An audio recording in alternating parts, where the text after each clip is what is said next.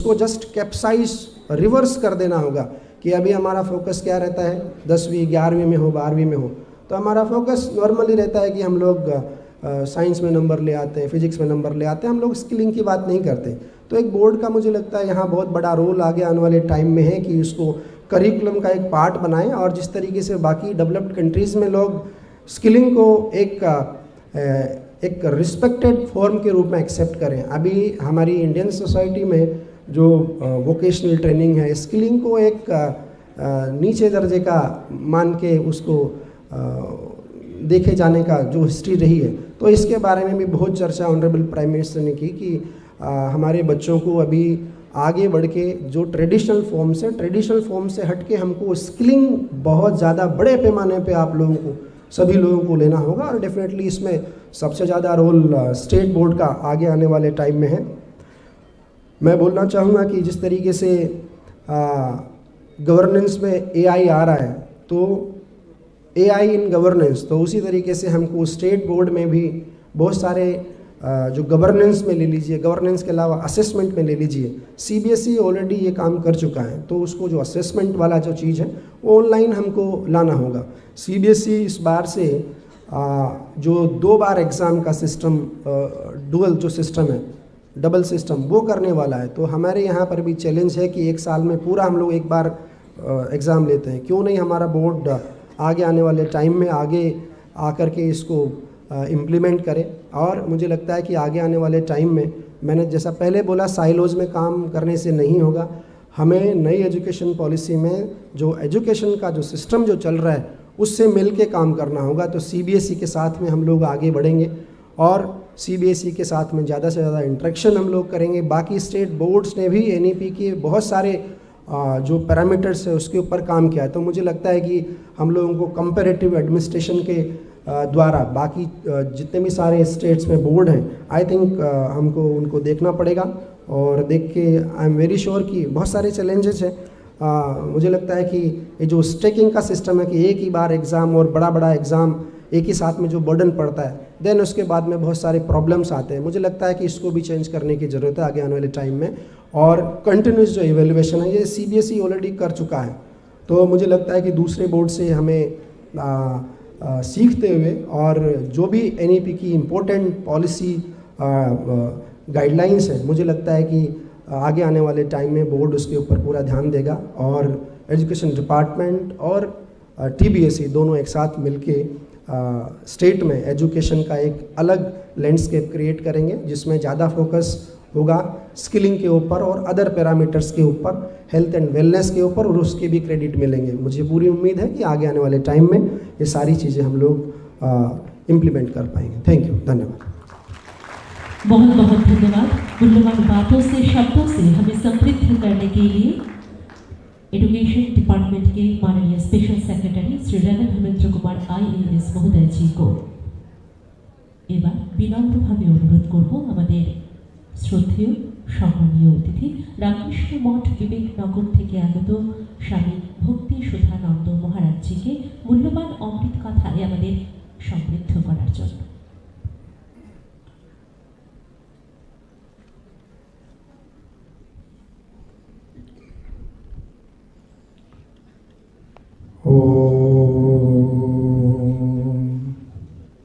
स्थापकाय च धर्मस्य सर्वधर्मस्वरूपिणे अवतारवरिष्ठाय रामकृष्णाय ते नमः। जननीं शारदां देवीं रामकृष्णं जगद्गुरुं पादपद्मे तयो श्रित्वा प्रणमामि मुहुर्मुहुः। नमः श्रीयतिराजाय विवेकानन्दसूरये सच्चित्सुखस्वरूपाय स्वामिने तापहारिणे। सर्वप्रथम আমি ঠাকুরমা স্বামীজিকে প্রণাম জানাই।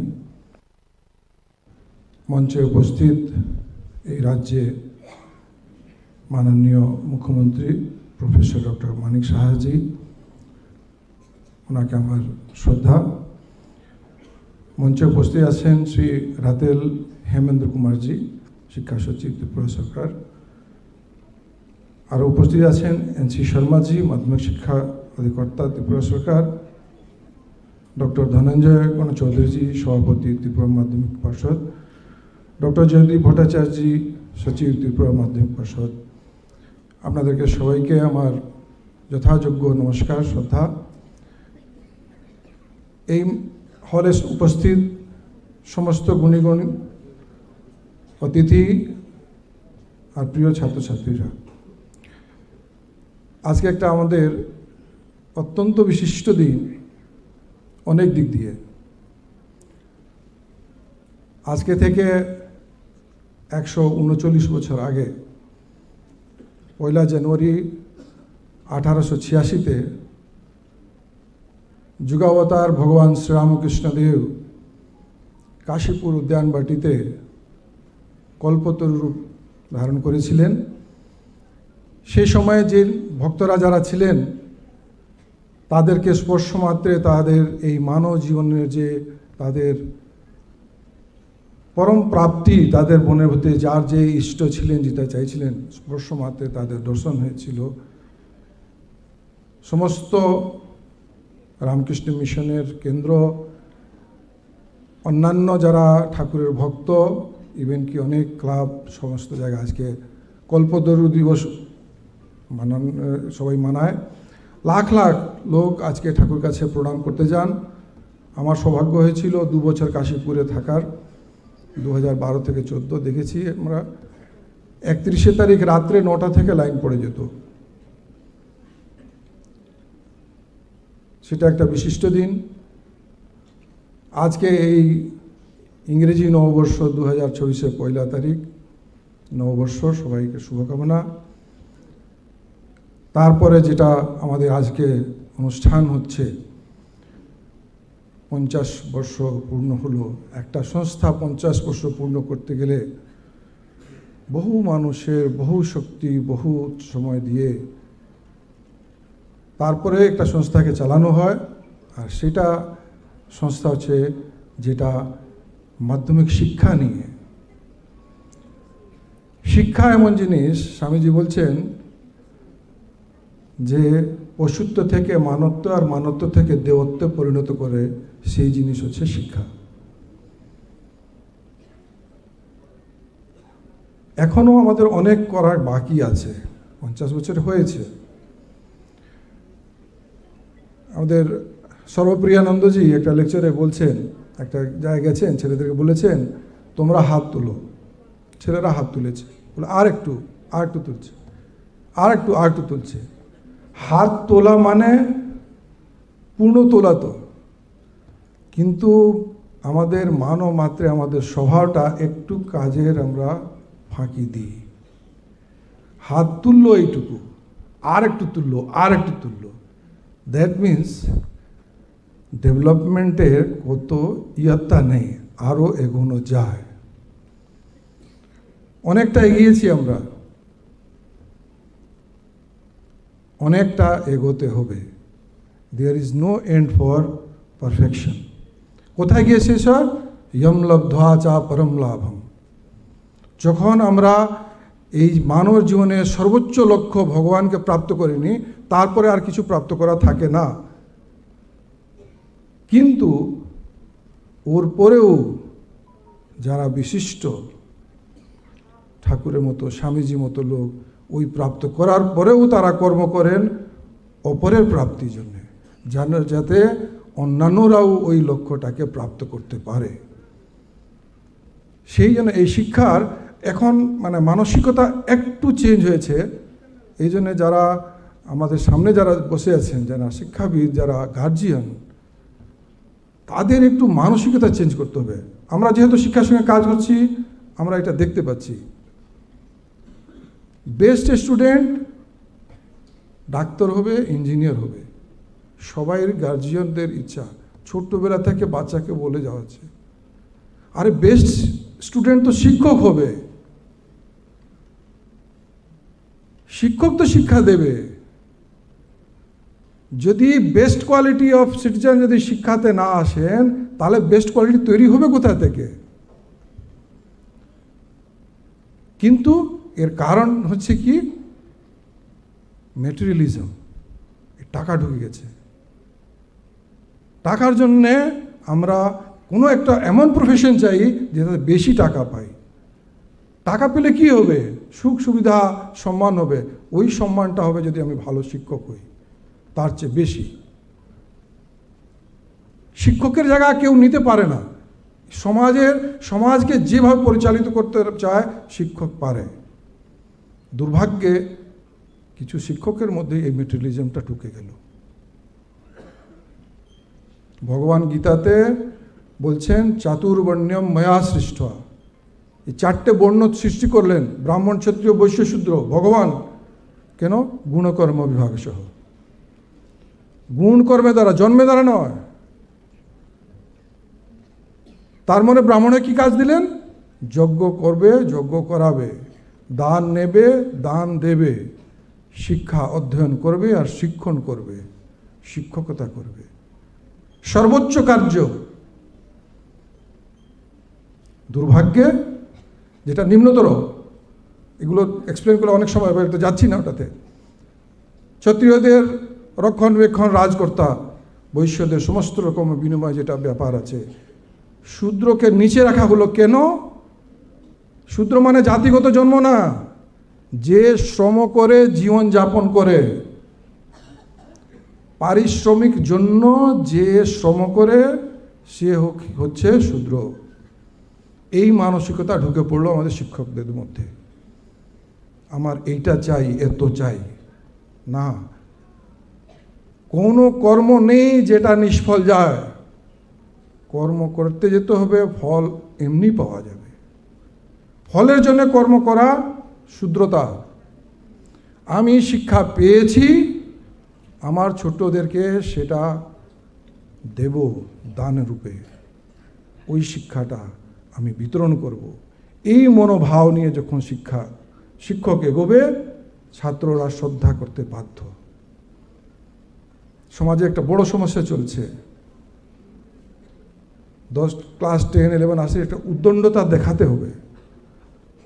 উদ্দণ্ড না হলে দেখাতে হবে। অ্যারোগেন্সি হওয়ার ছিল উল্টা, বিদ্যা দদাতি বিনয়ম। শিক্ষা পেলে বিনয় বাড়বে। কিছু ছেলে দেবে, সবাই না, কিছুর মধ্যে উদ্দণ্ডতা আসছে। কেন আসছে? কেন? ও সামনে রোল মডেল দেখতে পাচ্ছে না।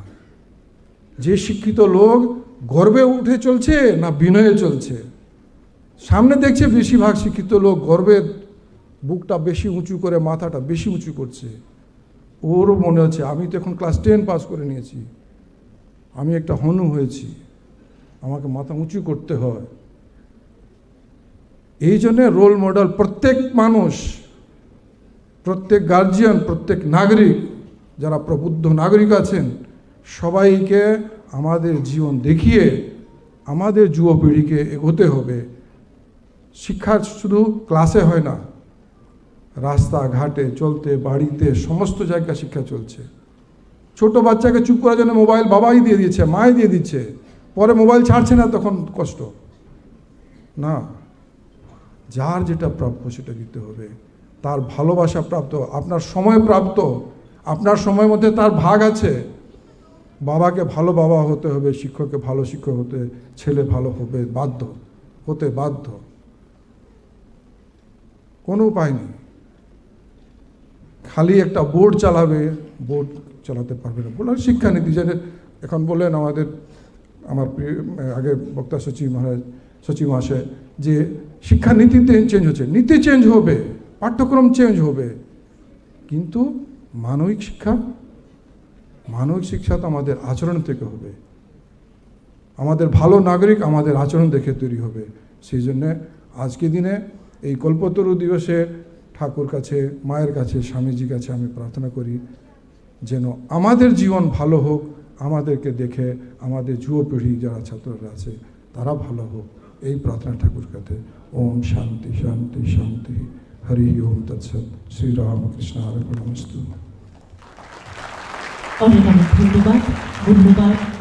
অমৃত বাণীতে আমাদের উদ্বুদ্ধ করেছেন, আলোকিত করেছেন রামকৃষ্ণ মঠ বিবেকনগর থেকে আগত শ্রদ্ধেয় মহারাজ স্বামী ভক্তি সুধানন্দ মহারাজজি। একটা করতালি আবারও মহারাজজির জন্য। এত সুন্দরভাবে আমাদের জ্ঞানের আলো বিকশিত করেছেন। এবার আপনাদের সামনে সমবেত নৃত্য পরিবেশন করবে রঞ্জিত রাজপুত সিং ও তার শিল্পীর দল লেবাং বোমানি। আমি অনুরোধ করব সামনের দিকে গিয়ে করার জন্য।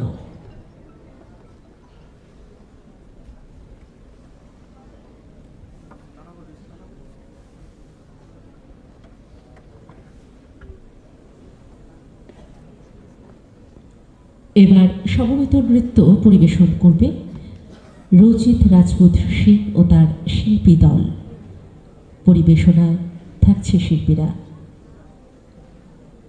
পরিবেশিত হচ্ছে লেবাং বোমানি।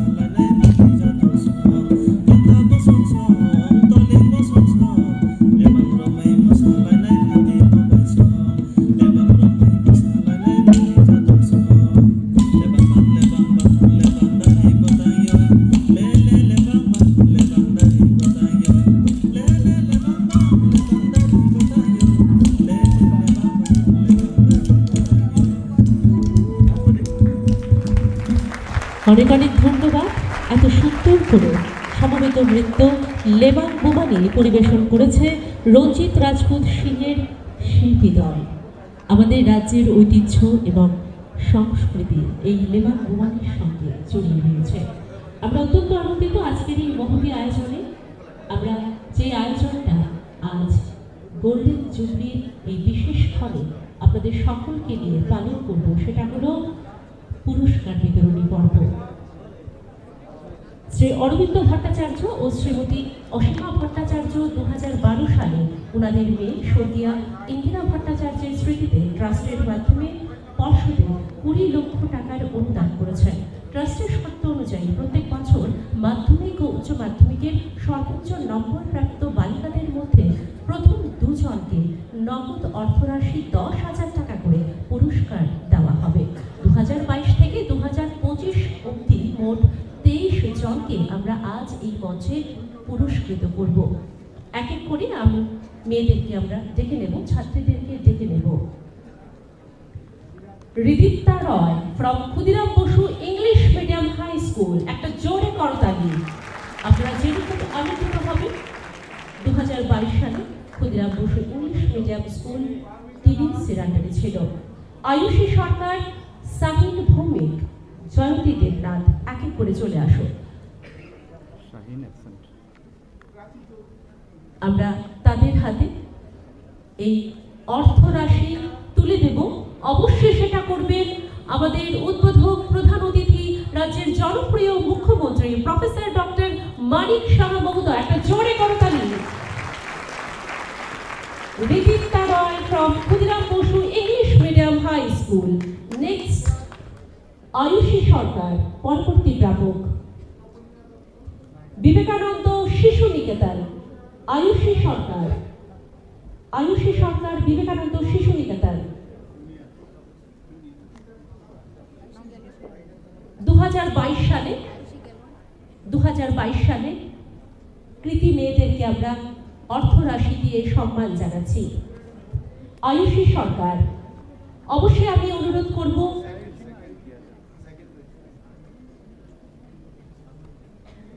আয়ুষী সরকার ফ্রম বিবেকানন্দ শিশু নিকেতন। আয়ুষী কি অনুপস্থিত? প্রথম পেয়েছে রিদিপ্তা রয়। তার নাম কি আয়ুষী লেখা? না স্যার, রিদিপ্তা রয় লেখা। পজিশনটা কি আছে এটাও বলে দিই। পজিশনটা স্যার এখানে লেখা নেই। ও আচ্ছা। 2022 সালে 4 জনকে আমরা এখানে বাছাই করেছি। প্রথম রিদিপ্তা রয়, সেকেন্ড আয়ুষী সরকার ফ্রম বিবেকানন্দ শিশু নিকেতন থেকে।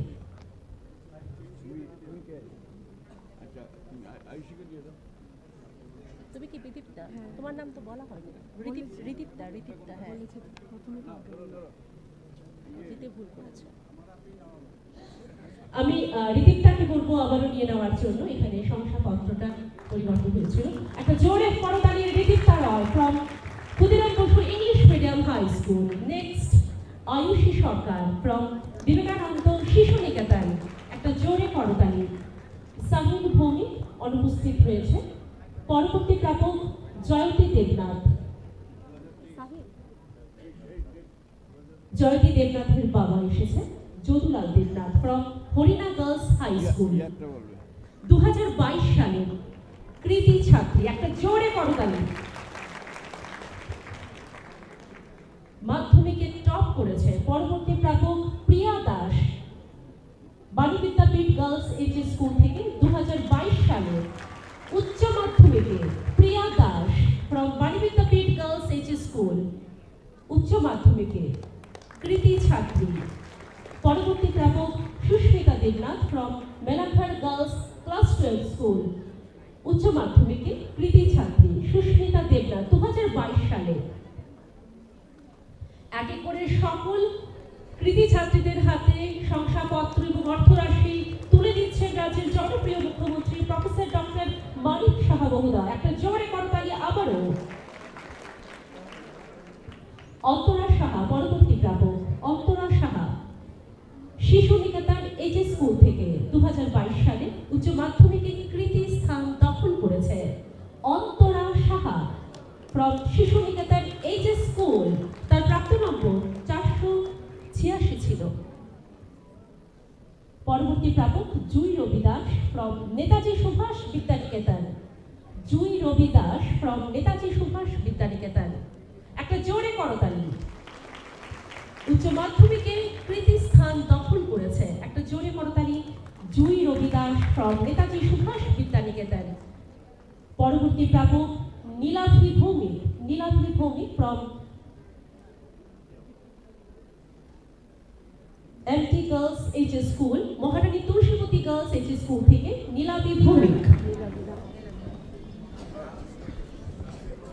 এবার শংসাপত্র ও অর্থরাশির চেক পাচ্ছে Nilabhi Bhowmik, Maharani Tulsibati girls HS school থেকে। একটা জোরে করতালি for MT girls HS school. সম্মান তুলে দিয়েছেন আমাদের উদ্বোধক প্রধান অতিথি। পরবর্তী প্রাপক Sumitra Das, Kalachhera HS school. Sumitra Das, Kalachhera HS school. একটু তাড়াতাড়ি। পরবর্তী প্রাপক পারমিতা দাস, বৃন্তক শিক্ষা নিকেতন। একটা জোরে করতালি কলাছেড়া এইচএস স্কুলের জন্য। সুমিত্রা দাস মাধ্যমিকে কৃতি স্থান দখল করেছে 2023-এ। সুমিত্রা দাস। পরবর্তী প্রাপক পারমিতা দাস, বৃন্তক শিক্ষা নিকেতন।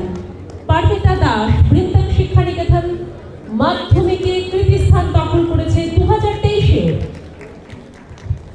পরবর্তী প্রাপক Prachi Chowdhury from Maharani Tulsibati girls HS school থেকে মাধ্যমিকে কৃতি স্থান দখল করেছে 2023-এ।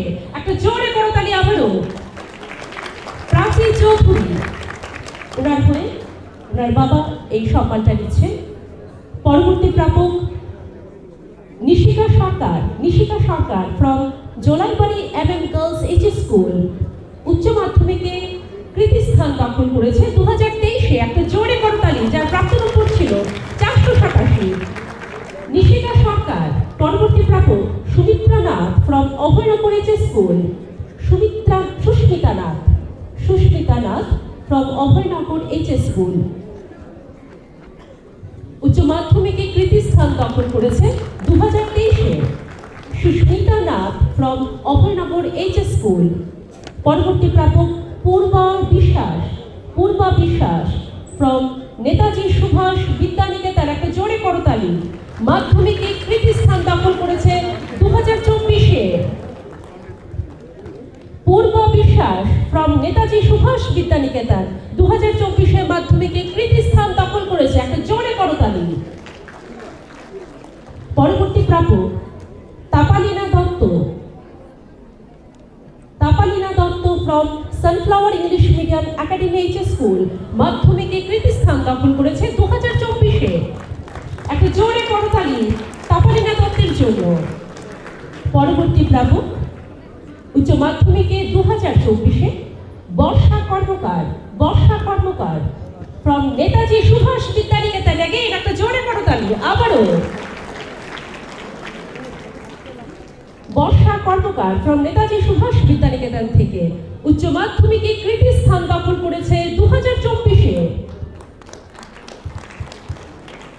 Debashree Pal. Debashree Bal. Debashree Bal. Debashree Bal from Harina HS school. Debashree Bal from Harina HS school, উচ্চ মাধ্যমিকে কৃতি স্থান দখল করেছে 2024-এ। উদিতা সাহা।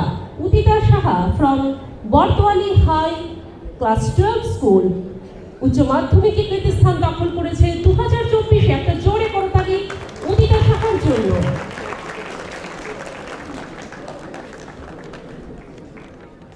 পরবর্তী প্রাপক ইন্দ্রাণী ভৌমিক। একটা জোরে করতালি ইন্দ্রাণী ভৌমিকের জন্য। রামকৃষ্ণ বিবেকানন্দ বিদ্যা মন্দির মাধ্যমিকে কৃতি স্থান দখল করেছে ইন্দ্রাণী ভৌমিক ফ্রম রামকৃষ্ণ বিবেকানন্দ বিদ্যা মন্দির থেকে মাধ্যমিকে কৃতি স্থান অর্জন করেছে 2025-এ। পরবর্তী প্রাপক তুলিকা Chowdhury from Shankaracharya Vidya Niketan girls class 12 school. Tulika Chowdhury from Shankaracharya Vidyadhara girls class 12 school, মাধ্যমিকে কৃতিস্থান অর্জন করেছে 2025-এ পরবর্তী প্রাপক Saptadipa Nath from PM Shri Dharmanagar government girls HS school. Saptadipa Nath, একটা জোরে করতালি। উচ্চ মাধ্যমিকে 2025-এ কৃতিস্থান অর্জন করেছে Saptadipa Nath from PM Shri Dharmanagar government girls HS school থেকে।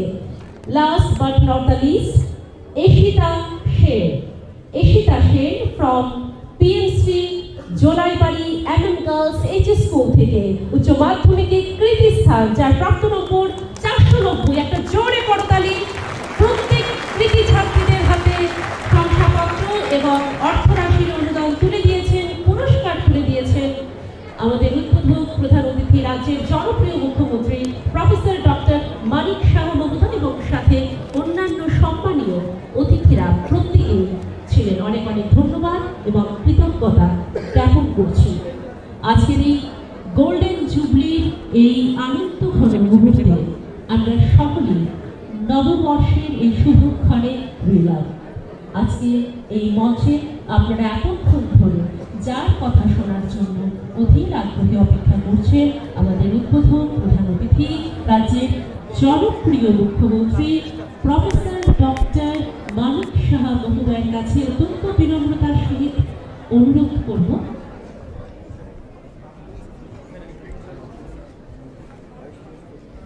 মূল্যবান কথায় আমাদের সমৃদ্ধ করার জন্য।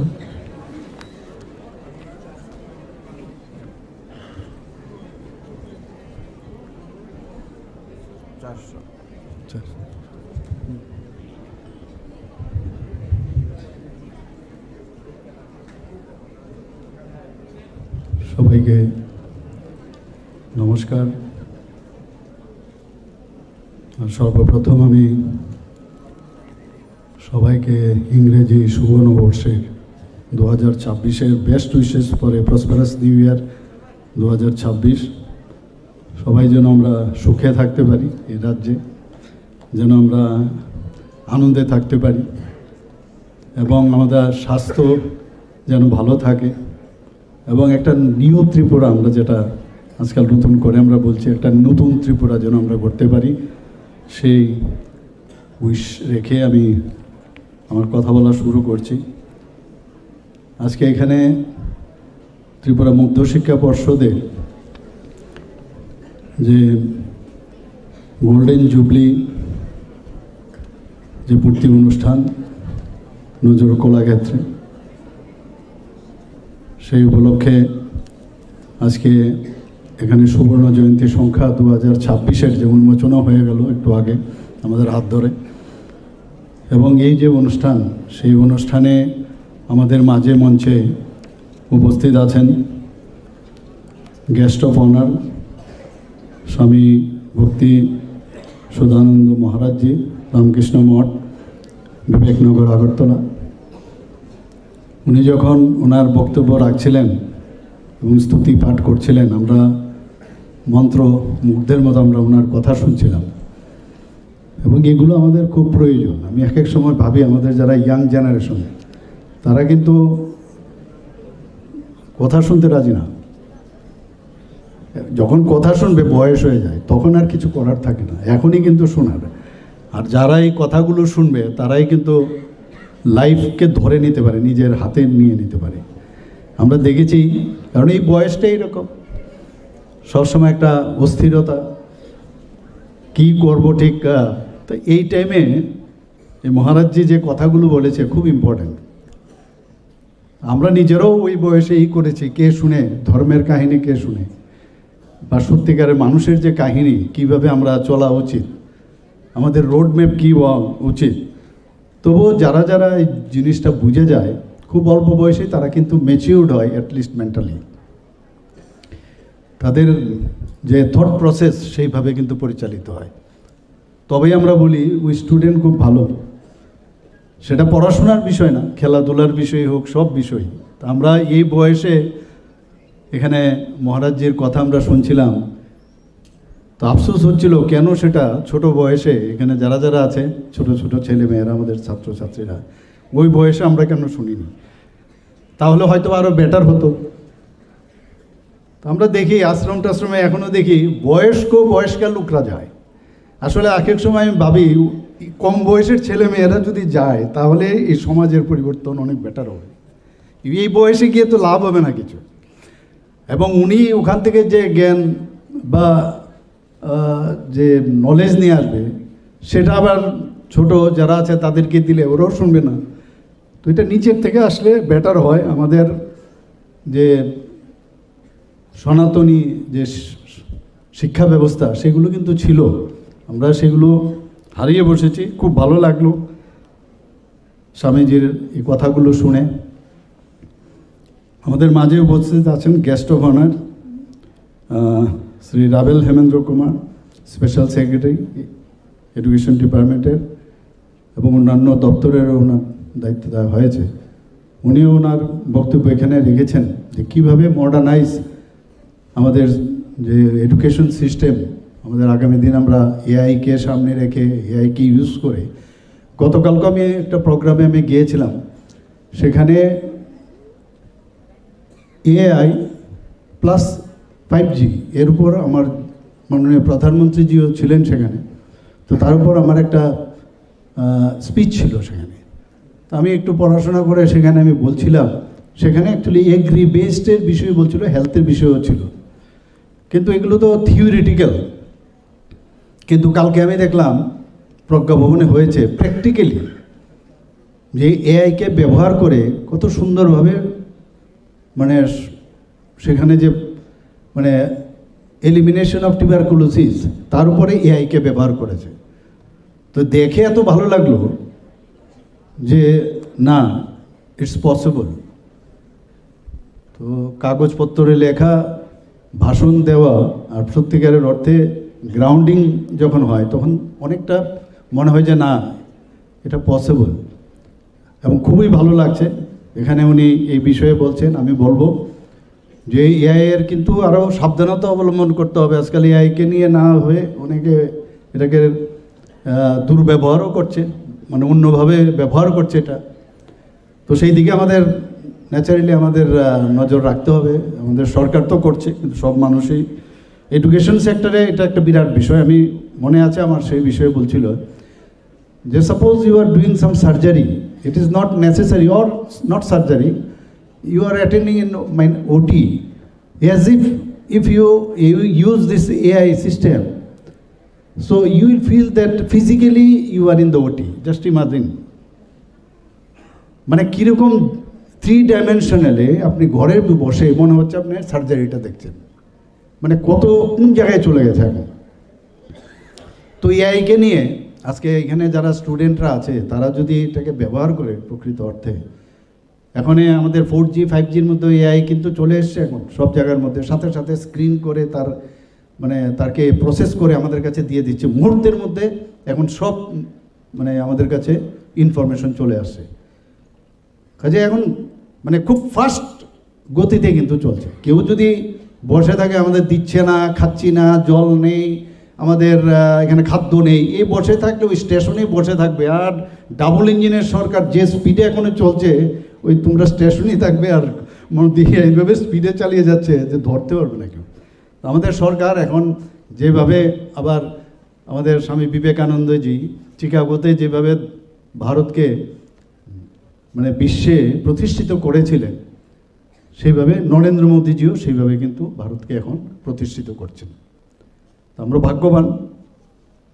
এখানে আমাদের স্পেশাল গেস্ট আসছেন শ্রী NC শর্মা মহোদয়, ডাইরেক্টর সেকেন্ডারি এডুকেশন। ওনার কাছে তো আমি মানে সবসময় বিভিন্ন সময় আমি কথা বলি। আরেকটা সমস্যা হচ্ছে ট্রান্সফারের খুব রাজনীতি, খালি ট্রান্সফার এক একজন জনপ্রতিনিধির থেকে শুরু করে বহু লোক ট্রান্সফার। তো আমি তার ট্রান্সফার নিয়ে আমি বেশি কিছু কথা বলি না। মাঝে মাঝে কোনো জায়গার থেকে আমি NC বাবুকে পাঠাই ওনাকে। তো উনি বলছেন যে এখন যদি আমরা ট্রান্সফার যদি করি এই যে পরীক্ষার সময়ে, তাহলে মুশকিল হয়, কিন্তু মানতে রাজি হয় না অনেকে। না, আমাদের এতদিন হয়ে গেল ট্রান্সফার। তো ট্রান্সফার থেকে দূরে থাকাটা, ট্রান্সফার পলিসি আমরা করতে যাচ্ছি, আমি জানি না কতটুকু সাকসেসফুল হবে। হেলথের তো আমরা মোটামুটি কনফার্ম করে নিয়েছি, বিভিন্ন জায়গাকে আইডেন্টিফাই করেছি কোন জায়গা। এখন ধরুন রুরাল হসপিটালে আমি চাকরি করি। রুরাল হসপিটাল আমার মনে আছে, জিরানিয়াও রুরাল হসপিটাল, তাকেও 10 মার্ক দেওয়া হবে। আবার দেখা গেল যে গন্ডা তুইসাতে আছে তাকেও 10 মার্কস দেওয়া হবে। তা আমি বললাম যে এক একটা জায়গার মধ্যে নাম্বারগুলো চেঞ্জ করুন। যে দুর্গম এলাকার মধ্যে ধরুন একদম এক্সট্রিম দুর্গম এলাকা, তাকে 10 দিন, এইভাবে আস্তে আস্তে করে কমে আনুন। তাহলে কেউ যখন কোনো জায়গায় কাউকে পোস্ট গ্রাজুয়েশনের জন্য চান্স দেওয়া হবে, তো সবাই যদি 10 ওই নামে যদি হয়, তো সেটা যেন না হয়, তাতে করে সিলেকশনটা প্রপার হবে। এক্স্যাক্টলি সেম ওয়েতে আমরা এডুকেশন ডিপার্টমেন্টও সেটা চেষ্টা চালাচ্ছি। তো এখানে ডাইরেক্টর সাহেবে অনেকটা নিষ্কৃতি পাবে। আমি শুনেছি মহারাষ্ট্রে নাকি ট্রান্সফার পলিসি এরকম, যদি ওখানকার যারা মিনিস্টার আছেন তারাও যদি বলে এই সিস্টেমের বাইরে গেলে সেটাকে ট্রান্সফার হবে না। তো আমরা যেটা ভালো যে জিনিসগুলো আমরা আস্তে আস্তে করে আমরা চেষ্টা করছি সেগুলো অ্যাডপ্ট করার, দেখা যাক কী হয়। কারণ এখানে এই ধরনের এই ট্রান্সফারের দিয়ে দিয়ে কিন্তু মানে মসনদে বসে থাকার রাজনীতি অনেকের আছে, আর এটা একটা ক্রনিক ডিজিজ। এই ডিজিজ থেকে আস্তে আস্তে আস্তে আস্তে করে এটাকে বের করতে হবে, এবং এইটার উপর ভিত্তি করে বিভিন্ন সংগঠনও চলে। মানে সামাজিক কাজের জন্য না, খালি ট্রান্সফার উপর ভিত্তি করে, এবং যারা ফলোয়ার্সরা আছে যে ওনাকে যদি ধরে রাখি তাহলে আমার ট্রান্সফারটা হবে না। আর যদি প্রেসিডেন্ট, সেক্রেটারি আর ট্রেজারার হয় সারা জীবনের জন্য ত্রিপুরায়, আগরতলায়, এই যে একটা মানসিকতা, তো এগুলো আস্তে আস্তে করে আমাদের বেরিয়ে আসতে হবে এগুলো থেকে। এখানে উপস্থিত আছেন ডক্টর ধনঞ্জয় গণ চৌধুরী মহোদয়, যিনি প্রেসিডেন্ট টিবিএসসির। ওনার সম্পর্কে যখন ওনাকে এই স্থানে বসানো হয়েছে অনেক খবরাখবর নিলাম আমরা। নেওয়ার পরে ওনাকে যখন বললাম যে আপনার তো দায়িত্ব নিতে হবে, দায়িত্ব নিয়েছেন। এবং যখনই কোনো দায়িত্ব নেয়, মানে এটা রেডিমেড না যে এই দায়িত্ব কিন্তু পট করে আমি বুঝে যাব, এরকম না। এক একটা দায়িত্ব এক এক রকম। তো ওই জায়গায় ওনারও অ্যাক্লামেটাইজেশন হতে কিন্তু কিছু খানিকটা সময় লেগেছে। If I am not wrong, don't take it otherwise. তো কিন্তু সময় সময় ওনার সাথে আমি কথা বলেছি, অনেক সময় বিভিন্ন সময়ে বিভিন্ন ঘটনা আপনারা শুনেছেন, but now he is up to the mark. তো এখানে আমি ওনাকে ধন্যবাদ দেব আজকে এই গোল্ডেন জুবলি যে Tripura board of secondary education আমাকে নিমন্ত্রণ করার জন্য, এবং ওনার টিমকে। এখানে সেক্রেটারি টিবিএসসির ডক্টর জয়দেব ভট্টাচার্য, উনি এসছেন, নতুনভাবে এসছেন উনি। এখানে আমাদের স্যার আছেন, এক্স প্রেসিডেন্ট টিবিএসসির প্রফেসর মিহির কান্তি দেব মহোদয়। আমি ওনাকে যখন আমি ঢুকছিলাম, দেখুন এই বয়সেও উনি বলছেন পয়সা লাগবে, পয়সা লাগবে, টিবিএসসিকে পয়সা দিতে হবে। ওনার সাথে কিন্তু যুক্তই নেই এখন। এই যে একটা ফিলিংস, এটা কিন্তু মানে অ্যাপ্রিসিয়েট করার মতো। এখানে উপস্থিত আছেন বহুতোষ সাহা, উনিও এক্স প্রেসিডেন্ট, উনিও বেশ সুন্দরভাবে কাজ চালিয়েছেন। মাঝে মাঝে আমরা যখন টিভির পর্দায় দেখতাম, যখন যে দায়িত্ব যাকে দেওয়া হয় আমি দেখেছি আলটিমেটলি সেখানে খাপ খাইয়ে নেয়। এবং এটাই আমাদের ত্রিপুরা রাজ্যের মানে এটা ট্রেডিশন, যে যে কাউকেই মোটামুটি যদি সব দিক চিন্তা ভাবনা আমরা করি, দেখা যায় যেখানে আমরা দিই, তবে মাঝে মাঝে সমস্যাও হয় অনেক জায়গায়। এখানে শিক্ষার কথা বলা হয়েছে, শিক্ষিত লোকও অশিক্ষিতর মতো কথাবার্তা ব্যবহারও করে অনেক সময়। কি করবোটা কি? তখন মনে হয় প্রকৃত শিক্ষাই নেই ওর। ওই ডিগ্রি আছে, সব আছে, ওই হনু বলেছেন মহারাজজি, অনেকে হলে হনু হয়। তো অ্যাকচুয়ালি এই চেয়ারের যে গরম সেটাও কিন্তু অনেকে সহ্য করতে পারে না। পয়সাপাতি তো বাদই দিলাম। তো এক এক সময় অবাক হয়ে যে আরে এত শিক্ষা, এত শিক্ষিত লোক, তারপরেও কেন এরকমটা করে? তো প্রকৃত শিক্ষা কিন্তু শুধু পড়াশোনা করলেই হবে না, তার জন্য যে প্রতিদিন এই শিক্ষা যেটা পড়ে এসছে এরপর কিন্তু আর শিক্ষা নেই। মাঝখানে শুধু আবল তাবল কথাবার্তা রাস্তাঘাটে, এই যে ডেইলি পড়া, বেশি জানা, তাহলে গিয়ে তার মধ্যে এই যে গাছের মধ্যে যেমন আম বেশি বেশি হলে গাছটা ঝুঁকে যায়, তবেই সম্ভব হয়। একবার আম হয়েছে এরপর আর খবর নেই। এর জন্য এই সমস্যাগুলো এই কারণেই হয়। আজকে এখানে উপস্থিত আছেন এক্স সেক্রেটারি স্বপন পোদ্দার মহোদয়, শ্রী প্রত্যুষ রঞ্জন দেব মহোদয়, শ্রী দুলাল দেব মহোদয়, আর আমাদের এক্স চেয়ারম্যান টি বোর্ডের, উনিও বোর্ডের সাথে যুক্ত ছিলেন বহুদিন ধরে, শ্রী সন্তোষ সাহা মহোদয়, উনিও মাঝে মাঝে খোঁজখবর নেন টিবিএসসি সম্পর্কে। এখানে অমিত আছে, এখানে আমি দেখেছি একটু অমিত এবং অন্যান্য যারা অনেক পুরনো যারা আছেন। মূল্যায়ন কিন্তু সবাইকে করতে হবে, আমি বলছি না যে কাউকে মানে মূল্যায়ন না করা, সবাইকে মূল্যায়ন করতে হবে। বোর্ডেরও দায়িত্ব থাকবে যে পুরনো যারা আছে তাদেরকে ডেকে একবার কথা বলা, এবং এতে কোনো লস নেই। কিন্তু আমাদের যা কাজ করার আমরা তো করব, কিন্তু কারোর সাথে কথা বলতে এতে কি হয়, একটা মানে সমালোচনাটা যেটা হয় কনস্ট্রাকটিভ সমালোচনা হবে, কিন্তু অনেক কিছু নেওয়াও যায় যে না এই জিনিসটা আমার ভুল হচ্ছে। তো ওনাদেরকেও আজকে এখানে আমি যা দেখলাম প্রপার সম্মান দেওয়া হয়েছে, এতে আমি খুশি। এখানে অন্যান্য এমিনেন্ট এডুকেশনিস্টরাও এখানে উপস্থিত আছেন, এবং যারা অভিভাবক আছেন এবং যারা টিচার্সরা আছেন। টিচার্সের বিষয়েও মহারাজজি বলেছেন এখানে অনেক বিষয়। এখানে যারা এই টিবিএসসির যারা এমপ্লয়িরা আছেন, ফ্যাকাল্টিরা আছেন, এবং এখানে যারা স্টুডেন্ট বিশেষ করে যাদের জন্য আজকের এই প্রোগ্রাম।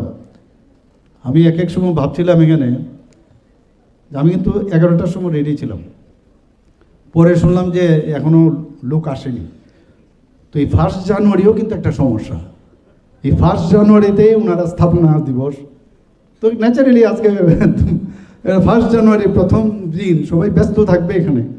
তো এটা মাঝে মাঝে কিন্তু সমস্যা হয় যে 1 জানুয়ারিতে 1976-এ 1 জানুয়ারিতে কাকতলীয় হয়েছে, এটা তখন তো এরা ভাবেনি যে এটা 50 বছর পূর্তি হবে বা 100 বছর পূর্তি হবে আগামী দিন, এখানে এইভাবে পূর্ণ হবে। যাই হোক, ওনারা সবাই স্টুডেন্টরা যে এসছে এর জন্য ওদেরকে আমি মানে ধন্যবাদ দেব যে আলটিমেটলি দে হ্যাভ কাম। আমি যখন খবর পেলাম সাথে সাথে আমি রওনা দিলাম, 11:45 I reached here। যারা এখানে সাংবাদিক বন্ধুরা আছেন তাদের ছাড়া হবে না আমাদের এইসব প্রোগ্রাম, তাদের মাধ্যমে সারা ত্রিপুরা, সারা ভারতবর্ষে, পৃথিবীতে যায়। সবাইকে আমি এখানে উপস্থিত থাকার জন্য হার্দিক অভিনন্দন ও শুভেচ্ছা জানাচ্ছি। এই বোর্ড সম্পর্কে আমি একটু আসার আগে পড়ছিলাম আমি সেখানে, যে এক একজন ব্যক্তি কিন্তু এক এক সময় আমরা বলি যে ব্যক্তি ইম্পর্টেন্ট না, কিন্তু আবার এক এক সময় এক একজন ব্যক্তি কিন্তু ইনস্টিটিউশন হয়। আমরা ইতিহাস যদি দেখি, এবং ওই ব্যক্তি আলটিমেটলি তার লিগ্যাসি হিসাবে অন্যান্যদের হাতে যখন দেয়, ওই ব্যক্তিকে সামনে রেখেই কিন্তু সেটা ধর্মীয় ক্ষেত্রেই হোক বা শিক্ষাক্ষেত্রেই হোক, যে কোনো জায়গায় একটা রাজ্য চালাতে গিয়ে, একটা রাষ্ট্র চালাতে গেলেও আমরা দেখছি ব্যক্তিও ইজ অলসো ভেরি ইম্পর্টেন্ট। কিন্তু ওই ব্যক্তি leader, is the ambassador of all the people. এই যে সবাইকে নিয়ে একটা টিম ওয়ার্ক করে চালিয়ে যাওয়া, তৎকালীন সময় 1972 সনে 21শে জানুয়ারি আমরা সবাই জানি যে পূর্ণ রাজ্যের মর্যাদা আমাদের ত্রিপুরা পেয়েছিল। এর আগে শচীন্দ্রলাল সিংহ মুখ্যমন্ত্রী ছিলেন, কিন্তু যখনই আমরা পূর্ণ রাজ্য আমরা লাভ করি, তারপরে তৎকালীন সময়ে তদানীন্তন মুখ্যমন্ত্রী সুকুমার সেনগুপ্ত, ওনার সময়ে 1973 সালে, এক তো হচ্ছে আপনার 1972 সালের 21শে জানুয়ারি পূর্ণরাজ্য প্রাপ্তি, আর 1973 সালে Tripura board of secondary education act সেটা কিন্তু পাশ করা হয়, এবং ওনার সময়ে ত্রিপুরায় প্রথম মধ্যশিক্ষা পর্ষদ গঠনের একটা উদ্যোগ উনি নেন। এবং বিশিষ্ট, আমরা ছোট তখন আমরা জানতাম, ওনার ছেলেও আমাদের ক্লাসমেট ছিল, যে অনিল কুমার দাশগুপ্ত বিশিষ্ট শিক্ষাবিদ। ওনার কাজ দেখে তৎকালীন সময়ের সুকুমাইবাবু ওনাকে বললেন যে আপনার দায়িত্ব নিতে হবে, এবং উনি একটা দল গঠন করে, এবং এই টিম নিয়ে তখন আমাদের সময়ে কিন্তু আমরা ইভেন রাজন্য আমল থেকে যদি এটা আমরা 76 বলি, 75 পর্যন্ত West Bengal board of secondary education আমরা এখানে পড়াশোনা করতাম। ইভেন ক্যালকাটা ইউনিভার্সিটি, আমাদের কোনো ইউনিভার্সিটি ছিল না। এখানকার ছেলে মেয়েদের তো খুব খুশি সুখী, এখন বলবো আমাদের কলকাতায় গিয়ে কোনো কিছু বিষয় এনকোয়ারি করা কিন্তু বিরাট মানে হারকুলিয়ান টাস্ক ছিল। এখানে ঘরে বসেই খুব ইজি ওয়েতে, easy of doing, easy of moving, এখানে কিন্তু চলে যাওয়া যায় মধ্যশিক্ষা পর্ষদে, সব বিষয়ে আন্দোলনও করে অনেকে, দেখি প্রায়শ আন্দোলনও হয়। তো যদি মধ্যশিক্ষা পর্ষদ কলকাতায় হতো তাহলে আন্দোলনে সেখানে নাও যেতে হতো। এখানে অসুবিধা যেমন আছে, সুবিধাও আছে অনেক সময়। যাই হোক, ওখানে ওই টিম গিয়ে যে সিলেবাস, বিভিন্ন পাঠ্যপুস্তক, পরীক্ষা এবং তার যে কিভাবে চেক করা হবে মূল্যায়ন ব্যবস্থা এবং কি কি অফিস কর্মী লাগবে, সব বিষয়ে তারা একটা সম্যক ধারণা নিয়ে যখন আসে, তারপরে কিন্তু 1976-এর 1 জানুয়ারি এই প্রথম সভাপতি যিনি ছিলেন অনিল কুমার দাশগুপ্তের উদ্যোগে এই মধ্যশিক্ষা পর্ষদের প্রতিষ্ঠা হয়। আজকে এই 1976 সাল থেকে, এবং প্রথম আমাদেরও কিন্তু এরকম লাগতো, আরে ত্রিপুরা বোর্ড অফ সেকেন্ডারি এডুকেশনতে পাস করবে, কোয়ালিটি জানি কীরকম হবে, দেখ আমরা তো West Bengal board of secondary এডুকেশনের স্টুডেন্ট। কিন্তু আস্তে আস্তে আজকে দেখুন, এই যে প্রথম থেকে এটা খাপ খেয়ে আজকে Tripura board of secondary TBSC কোথায় চলে গেছে, প্রচুর ছেলে মেয়ে এখান থেকে পাস করছে। আজকে খুব ভালো লাগলো, এখানে স্বামীজি বলছিলেন যে যতগুলো এখানে প্রাইজ দিতে এসছে সবাই বেশি 99%, অন্যরা আমি জানি না যারা মিস করেছে বাবা এসছে, সবকটা মহিলা মেয়ে। মানে আমি কনগ্রাচুলেশন দেবো সমস্ত মেয়েদের যে এত ভালো আমাদের ত্রিপুরার মেয়েরা এত পড়াশোনা করে, ছেলেরা কিন্তু সেই তুলনায় কিছুই না, প্রায় 90%। তো এটা অত্যন্ত ভালো লাগলো। আমি আবার ধন্যবাদ দেব এই কারণে শ্রী অরবিন্দ ভট্টাচার্য আর শ্রীমতী অসীমা ভট্টাচার্য, ওনাদের দেখুন কি সুন্দরভাবে একটা কাজ করলেন। ওনারা কি বললেন, 20 লাখ দান করেছেন। এখানে বলেছেন যিনি এই আজকে এই প্রোগ্রামটা চালাচ্ছেন যে একটা ট্রাস্টের মাধ্যমে 20 লাখ টাকা দিয়েছেন শ্রী অরবিন্দ ভট্টাচার্য ও শ্রীমতী অসীমা ভট্টাচার্য। ওনাদের মেয়ে স্বর্গীয়া ইন্দিরা ভট্টাচার্যের স্মৃতিতে একটা ট্রাস্ট তৈরি করে, এবং সেখানে যেটা আমরা সবাই দেখলাম যে প্রতি বছর 2 জনকে করে দেবে, মানে মাধ্যমিক এবং উচ্চ মাধ্যমিকে। এখানে আজকে 22 থেকে, এতদিন দেওয়া হয়নি, তাহলে 22, 23, 24, 25 4 বছরের আজকে এখানে কিন্তু আমরা প্রাইজ দিলাম, এবং বেশিরভাগই মেয়েরা। আই কনগ্রাচুলেট ইউ অল, এত ভালো একটা এখানে আমরা দেখতে পেলাম। এবং আমি ধন্যবাদ দেব শ্রী অরবিন্দ ভট্টাচার্য এবং শ্রীমতী অসীমা ভট্টাচার্য। এই ধরনের থেকেও কিন্তু আমাদের অনেকের শিক্ষার বিষয় আছে, যার ক্ষমতা আছে এইভাবে যদি আমরা সবাই সব বিষয়ে, শুধু মানে পড়াশোনার ক্ষেত্রে অন্য বিষয়েও যদি আমরা এইভাবে আমাদের উদ্বুদ্ধ হয়ে আমরা যদি এই কাজটা করি, আমার মনে হয় কিছু তো সমাজের জন্য কিছু করলাম। এবং ওনার মেয়ের স্মৃতিতে করেছে, তো সবাইরই কেউ না কেউ থাকে, অনেক স্বজনকে আমরা হারাই, তাদের উপর ভিত্তি করে এই ধরনের যদি আমরা কর্মকাণ্ডে আমরা যদি যুক্ত হই, তাহলে অন্ততকে নিজেকে আত্মতুষ্টি একটা থাকবে সবার। এই বোর্ড অফ এডুকেশন যে অ্যাক্ট যেটা হয়েছিল, 4বারের মতো অ্যামেন্ডমেন্ট হয়েছে। আমি জানি না এখন আর অ্যামেন্ডমেন্টের দরকার আছে কি না। প্রায় 1976, 78, 86, 1989, 4বার। এবং এখানে একটা আর্থিক সমস্যা তো আছে নো ডাউট এই বোর্ডের। এবং এই বোর্ডের আরেকটা সমস্যা হচ্ছে কি, যখন পরীক্ষা হয়, এক তো পরীক্ষার সময় বিভিন্ন স্কুলে তো ঠিক আছে পরীক্ষা হচ্ছে, নো প্রবলেম, কিন্তু যখন খাতা দেখা হয় আবার স্কুলের মধ্যে যাওয়া, আবার স্কুলের যে নর্মাল যে মানে পড়াশোনা, সেটাই কিন্তু ব্যাঘাত ঘটে। এর জন্য ওনারা বলেন যে একটা বহুতলা একটা যেন বিল্ডিং দেওয়া হয়। আমাদের এখানে ত্রিপুরা সরকার এরকম সেন্সিটিভ আর কি, বলার আগেই যখন একবার কানে ঢুকে তারপরে কিন্তু মানে ঘড়ি চলতে থাকে। তো নিশ্চয়ই ভবিষ্যতে ঘড়ি একটা না একটা জায়গার মধ্যে সেই সময়ে কথা বলবে, সময় আসবে। তা এই সুযোগটা হয়তো আপনারা পাবেন। মাননীয় প্রধানমন্ত্রীজি এই যে জাতীয় শিক্ষানীতি, এত বছর পরে শিক্ষানীতি নিয়ে কত সমস্যা, বিভিন্ন বিরোধী দলের এরা কতভাবে চেষ্টা করেছে, কিন্তু কেউ কিছু করতে পারেনি। কিন্তু আলটিমেটলি 2020-তে জাতীয় এনইপি ন্যাশনাল এডুকেশন পলিসি শুরু হলো। এবং uniqueness of new education policy, কি uniqueness? Comprehensive approach, to make India a global knowledge superman. Emphasis holistic learning, digital integration, vocational training, aligning education with 21st century. আর কি বলছে, promotes multidisciplinary education. আমার মনে আছে আমি ত্রিপুরা মেডিকেল কলেজে আমি ছিলাম, হঠাৎ করে বললেন যে ত্রিপুরার একজন ছেলে আমেরিকার থেকে আসছে, হি ইজ এন ইঞ্জিনিয়ার, উনি কার্ডিওথোরাসিক সার্জারির উপরে আমাদেরকে পিপিটির মাধ্যমে উনি আমাদের দেখাবেন। ইঞ্জিনিয়ার পিপিটির মাধ্যমে কার্ডিওথোরাসিক সার্জারি, বুঝতেই পারলাম না। এবং এত সুন্দরভাবে পুরো, উনি কার্ডিয়াক সার্জন, কার্ডিওথোরাসিক সার্জন, ত্রিপুরার ছেলে, যেভাবে ওখানে দেখালেন সার্জারি পিপিটির মাধ্যমে। পরবর্তী সময়ে ওনাকে আমি জিজ্ঞেস করলাম যে তো আমেরিকাতে you can change your discipline.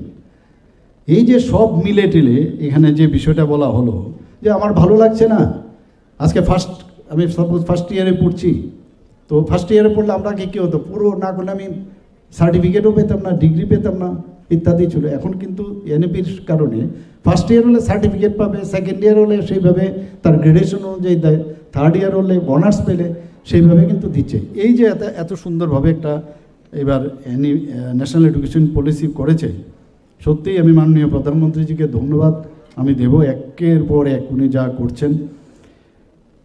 এবং এখানে যেটা আমি বললাম, ফ্লেক্সিবিলিটি ইন সাবজেক্ট চয়েস। আমি আজকে সায়েন্স নিয়েছি, আমার ভালো লাগছে না, আমি ইচ্ছে করলে অন্য সাবজেক্টও আমি দিতে পারি। Ensure inclusivity for marginalised and differently able students, যারা মানে দিব্যাঙ্গজনেরা আছেন তাদের জন্য কিভাবে পড়াশোনা, সব দিকে দেখে বিশিষ্ট যারা শিক্ষাবিদ তাদেরকে প্যানেল করে সেই জিনিসটা কিন্তু মাননীয় প্রধানমন্ত্রীজি সেটা ঘোষণা করেছেন। এবং একটা গ্যাপ ছিল, গ্যাপ যে preparing students for emerging fields like, যেটা আমি বললাম artificial intelligence and cyber security, কোনো জায়গায় যেন গ্যাপ না থাকে ন্যাশনাল এডুকেশন পলিসির মধ্যে, সেটাও রাখা হয়েছে। Ensuring equitable access to education in rural and marginalised section, মানে আমরা বলি না যে লাস্ট ব্যক্তি পর্যন্ত আমাদের পৌঁছাতে হবে, সমস্ত বেনিফিশিয়ারি, এটাও কিন্তু বেনিফিশিয়ারি একটা বিষয়, যে আমার এটা বেনিফিট। আমরা সব দান করি, আমরা রক্তদান করি, আমরা বস্ত্রদান করি, শিক্ষাদানের কিন্তু এটাও একটা বিরাট দান, শিক্ষাদানের মতো আর বড় দান হতে পারে না। এবং এটার মধ্যে একটা মিউজিক আলাদা, আমি নিজেও শিক্ষার সাথে আমি জড়িত ছিলাম, একটা মিউজিক আলাদা, নিজেকে প্রিপেয়ার করে আমার ক্লাসের মধ্যে 45 মিনিটস 50 মিনিটস আমার ক্লাস আমি নেব স্টুডেন্টদের। তো আমি নিজে যদি সাবজেক্টটা প্রতিটা ওয়ার্ড, প্রতিটা মিনিং সেটা যদি আমি না জানি, আমি অন্যকে বলবোটাকে। এই যে মিউজিক গিয়ে বলার পরে, আমার মনে আছে একবার আমরা উমাকান্ত স্কুলে একজন বায়োলজি টিচার, কল্যাণ স্যার এখনও আছেন, আমার সাথে যোগাযোগ আছেন, উনি বায়োলজি, অনেকে পুরনো যারা আছেন নিশ্চয়ই চিনবেন, বহু পুরস্কার পেয়েছেন উনি। ওনার ক্লাসে বই খুললে বিপদ, রেগে ফেগে গিয়ে মারতো স্টুডেন্টদের, আমি পড়াচ্ছি, বইয়ের কি দরকার, মানে এই যে ইনভলভ, এই যে ভিতরে ঢুকে যাও, ইনসাইড দ্য স্টাডি। আমি যেহেতু এটা পুরো জানি, তোমার বইয়ে তো অনেক সময় অনেক কিছু থাকে, কিন্তু আমি ডিফারেন্ট টাইপস অফ বই পড়ে তোমাদের যেটা সুবিধা হবে সেই অনুযায়ী আমি প্রস্তুত করছি, আগে লিসেন টু মি। তো এইরকমও টিচার কিন্তু আমরা দেখেছি। কাজে সেই জায়গায় আমার মনে হয় যে এই ধরনের যারা টিচাররা আছেন, ইনভলভমেন্টটা, যেটা বললেন যে মেটেরিয়ালিস্টিক দুনিয়াতে অনেকে চলে যাচ্ছে, কিছু করার নেই। আমি পুলিশদের একটা কনফারেন্সে আমি কিছুদিন আগে ডিআইজিস এবং আইজিপিসের একটা কনফারেন্সে, এটা ফলো আপ একটা ছিল কনফারেন্স, সেখানে আমি বলেছি যে তোমাদের যে ড্রেসটা, you are blessed that you have got this kind of dress. Same আমি কিন্তু ডাক্তারদেরও বলি, বাড়ি ঘরে যখন ঢুকো তখন এই ড্রেসটা যখন খুলো, ইউ আর জেনারেল পার্সন, মানে নর্মাল পার্সন, কাজে you just salute to your dress. এবং তোমার কি লাগে, একটা বাড়ি লাগবে, একটা গাড়ি লাগবে, ছেলে মেয়েদের মানুষ করবে, খাওয়া দাওয়া নর্মাল, এর বেশি আর কি লাগে। তো এটার উপর ভিত্তি করে এখানে যারা টিচাররা আছেন, বেশি লাগে না, কিন্তু বেশি কিছু লাগে না। কালকেও আমি একজন, নাম বলতে চাই না আমি, একজন নাম করে একজন ডাক্তার, এবং ওনার মিসেসও গত হয়েছেন, কি কষ্ট করে ওনার আগলিয়ে রেখেছেন ওনার সম্পত্তিগুলো। প্রায়ই দেখতো কত দাম বাড়ছে, মানে অবাক লাগে, এখন কোথায় চলে গেছেন উপরে, কোথায় দাম নিয়ে তো আর যায়নি উনি। তো এগুলো কিন্তু বাস্তব। একবার মাইন্ডসেট যদি আমরা করি যে I am mean for this purpose, I will do this one, এবং যতটুকু পারি আর ওইটাই মানুষ মনে রাখবে। এক একজন টিচার, আগের আমাদের যারা পুরনো, আজকে স্মৃতিকণ্ঠ সেন বলুন, আজকে এমবিবি কলেজের রায়চৌধুরী স্যারের কথা আমরা এখনও মনে রাখি। এখন এই মানে এক একজন কিন্তু এইভাবেই কিন্তু তাকে কাজের মাধ্যমে সারা জীবন মানুষ মনে রাখবে। ভারতবর্ষের মধ্যে অনেকগুলো কিন্তু বোর্ড আমাদের আছে, কিন্তু এক একটা বোর্ডের কিন্তু কিছু কিছু বিষয়ে জোর দেওয়া আছে। আমি একটু পড়ছিলাম আজকে এটা, যে central board of secondary education CBSE, আমরা 125টা আমাদের যে স্কুল আছে সেটাকে আমরা সিবিএসসির আন্ডারে নিয়েছি, বিদ্যাজ্যোতি স্কুল।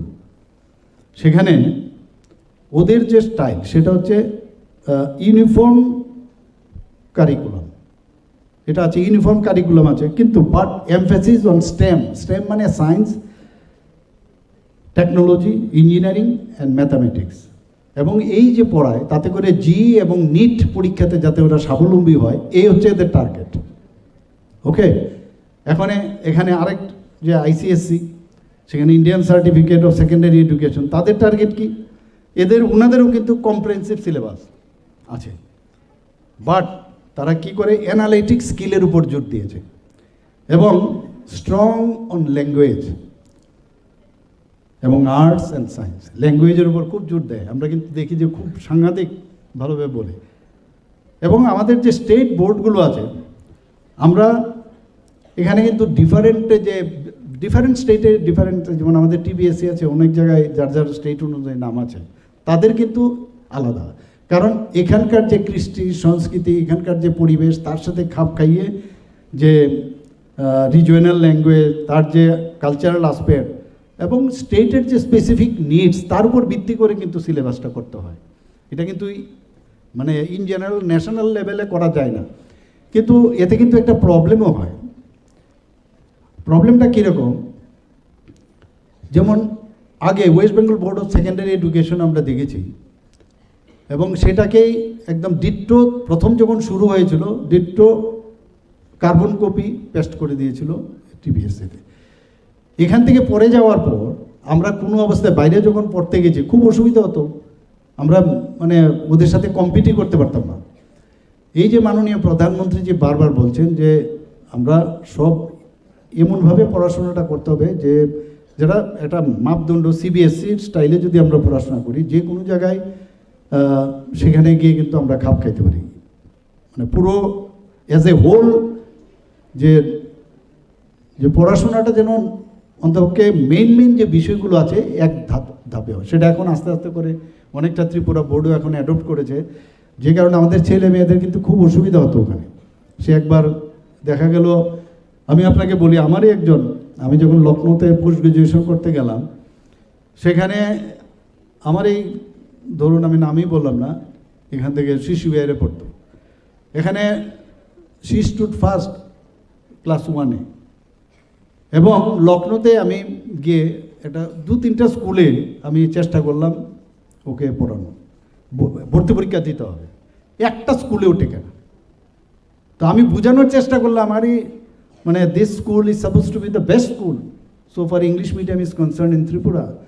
বলে আরে রেজাল্ট দিয়ে কথা বলুন না, কিন্তু ওর তো দোষ নেই, যেভাবে এখান থেকে পড়িয়েছে খাপ খাচ্ছে না ওখানে। তো আলটিমেটলি একটা কনভেন্ট স্কুলে সে চান্স পেল। তো আমার ব্যক্তিগত মানে জীবনের অভিজ্ঞতার বিনিময়ে আমি বলছি, এগুলো যদি অ্যাজ এ হোল সব জায়গায় একরকম একটা ধাঁচে যদি মিনিমাম যে কমন প্রোগ্রাম যেটাকে বলে, সেই প্রোগ্রাম যদি থাকে, আর বাকিগুলো এক্সট্রা থাকতেই পারে, সেইভাবে আপনারা মানে স্টেট বোর্ডে, আমি জানি না যারা বোর্ডের মেম্বাররা আছেন, আপনারা আগামী দিন নিশ্চয়ই চিন্তা ভাবনা করেন। এখানে ইন্টারন্যাশনাল বোর্ডও একটা আছে। ইন্টারন্যাশনাল বোর্ডে অনেকে পড়তে চায়, অনেক মানে গার্জিয়ানরা চায় যে পড়ুক, এতে করে বিদেশের যাওয়ার জন্য সেখানে যাতে খাপ খেতে পারে, তার জন্য ইন্টারন্যাশনাল বোর্ডও গ্লোবাল এক্সপোজার, মডার্ন methodologies এবং making ideal for students to study abroad. Open school, আজকে আমার এখানে আমাদের বিধানসভাতেও পাস হয়েছে ওপেন ইউনিভার্সিটি, ওপেন স্কুল, ওরাও কিন্তু এখানে আসছে এখন। যারা অনেক সময় নিয়মিত স্কুলে পড়তে পারে না, যেতে পারে না, তাদের জন্য এই ধরনের নতুন, এটা managed by NIOS, national institute of open schooling. এটা flexible learning option for students unable to attend traditional school. তো এতগুলো এখন আমাদের বোর্ড হয়ে গেছে, সময়ের সাথে তাল মিলিয়ে মিলিয়ে কিন্তু এগুলো করতে হচ্ছে এখন। আজকে আমাদের ত্রিপুরাতে অলরেডি নতুন জাতীয় শিক্ষানীতির যে আমাদের ডাইরেকশন দেওয়া হয়েছে, একাডেমিক সেল ডিসেম্বরের মধ্যে চালু হয়েছে এখানে, একাডেমিক সেল একটা TBSC। এবং এই TBSCর রেজাল্ট সম্পর্কে আমার কিন্তু এখনও আমি বলবো যে এটার আরও একটু আমাদের চিন্তা করতে হবে। রেজাল্ট কিন্তু আরও মানে রেজাল্টগুলো যাতে প্রপার আরও বেশি মাত্রায় পাস করতে পারে সেই দিকে একটু নজর রাখা প্রয়োজন। প্রায়শ আপনাদের সাথে আমি কথা বলি এবং নিশ্চয়ই আগামী দিন আমরা এটা করব। এবং আমার পূর্ববর্তী বক্তা বলেছেন যে মানুষের অন্তর্নিহিত পূর্ণতার বিকাশ সাধনই হচ্ছে শিক্ষা, স্বামী বিবেকানন্দজি বলেছেন। সত্যি কথা, আমাদের কাছে সব কিছু আছে কিন্তু আমরা নিজেরা অন্যদিকে ঘুরছি, কোথায় যাব কীভাবে। এখানে স্বামীজি আছেন, ওনার সামনে আমার এটা বলাটা উচিত হবে না। যখন আমাদের স্বামী বিবেকানন্দজি সবসময় একটু অস্থির থাকতেন যে ভগবান কোথায়, ভগবান কোথায়, চারিদিকে ঘুরে বেড়াতেন। তো স্কটিশ চার্চ কলেজে উনি এক সাহেব বলেছেন, উনি প্রশ্ন করলেন whether God is existed or not। বলে হ্যাঁ। বলে প্রমাণ দেখান। বলে আমি তো পারবো না, তুই যাও এখানে একজন রামকৃষ্ণ পরমহংসদেবের নাম শুনেছি, ওনার কাছে যাও। তো যাই হোক, উনি সেখানে গেলেন। যাওয়ার পরে তো প্রথমে তো রামকৃষ্ণ পরমহংসকে দেবে দেখে উনি কিন্তু খুশি হননি। দেখে কীরকম লুক, একটা দাড়ি ফাড়ি কীরকম, সামনের দাঁতও একটা ভাঙা, মানে প্রথম first impression is the last impression. তো চলে এলেন, ভালো লাগলো না। পরবর্তী সময়ে ওর মধ্যে কিন্তু একটা ছটফট। তারপরে যখন আবার গেলেন, যাওয়ার পরে ওনাকে বললেন, তুই এতদিন কোথায় ছিলি নরেন, কোথায় ছিলি? বলে ভগবান আছে কি না এর জন্য তো এসছিস। এই বলে একটা বইয়ের মধ্যে আমি দেখেছি ওর বুকের মধ্যে পাটা রেখেছে, বা আরেকটা জায়গায় বলছে হাত রেখেছে। সারা ব্রহ্মাণ্ড, বিশ্ব ব্রহ্মাণ্ড উনি দেখলেন। তখন বুঝলেন যে ভগবান আছে এবং বলছেন যে তোর জন্য আমি বসেছিলাম। এবং ভারতবর্ষের যেই আমাদের যে ভারতবর্ষকে চেনাবার জন্য তোমার জন্য আমি ওয়েট করছিলাম, এবং তুমি যাও গিয়ে আমার ভারতবর্ষকে চেনাও সমস্ত পৃথিবীর কাছে, এবং সেই কাজটা উনি করেছেন। সর্বপল্লী রাধাকৃষ্ণনজি কি বলেছেন এডুকেশন নিয়ে আমরা সবাই জানি যে রাধাকৃষ্ণন যে vice president of India, former vice president of India ছিলেন এবং was an educationist, philosopher and Statesman.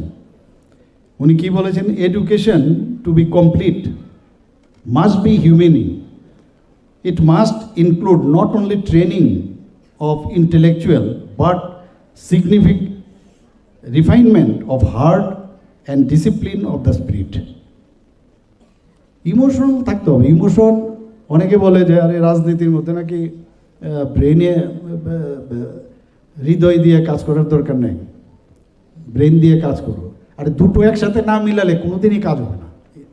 মানে এটাই আজকে ওনার কথা দিয়ে বুঝলাম আমি, যে brain as well as your heart and soul all should be together along with body, তবেই সম্ভব হবে। আরেকটা কি বলেছেন উনি, knowledge without action is useless.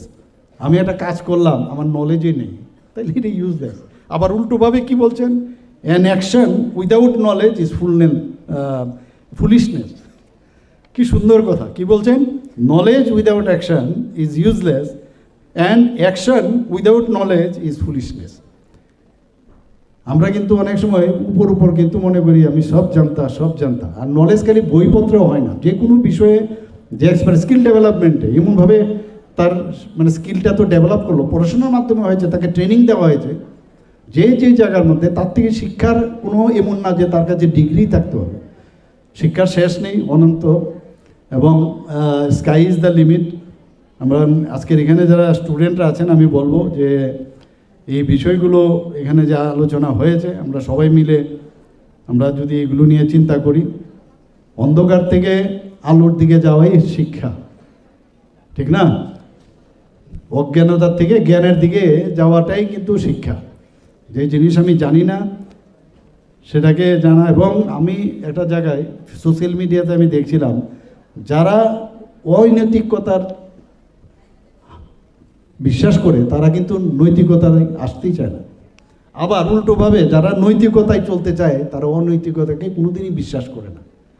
কাজেই নৈতিকতার যদি আমার ডেভেলপ করতে হয়, শিক্ষা ছাড়া কোনো স্থান নেই।